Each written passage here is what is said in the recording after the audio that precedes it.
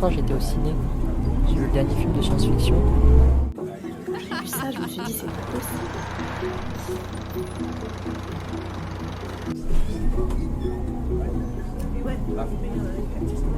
Qu'est-ce que vous faites ici?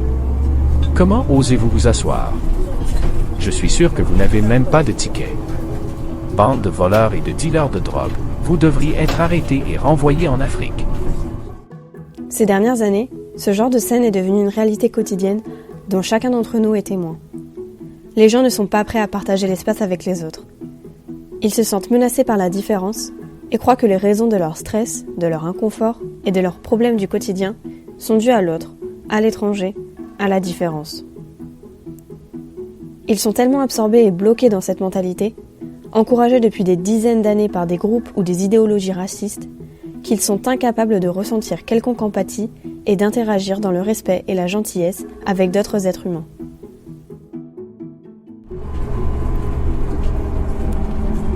Non, mais pas de souci, prenez mon siège, monsieur. Je ne vais pas m'asseoir ici. Je ne sais pas quelle maladie vous portez.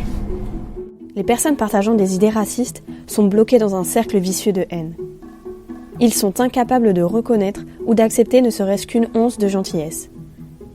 Nous sommes, pour la plupart, particulièrement perturbés lorsque de tels incidents se produisent. Nous nous demandons ce qu'il faut faire pour arrêter cela. Excusez-moi monsieur, vous ne pouvez pas dire de telles choses.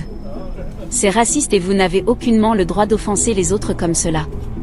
Aux dernières nouvelles, on est dans un pays libre et je peux dire ce que je veux. La liberté d'expression est un droit fondamental visant à garantir que chaque homme puisse penser comme il le veut, mais aussi exprimer ses idées et ses opinions.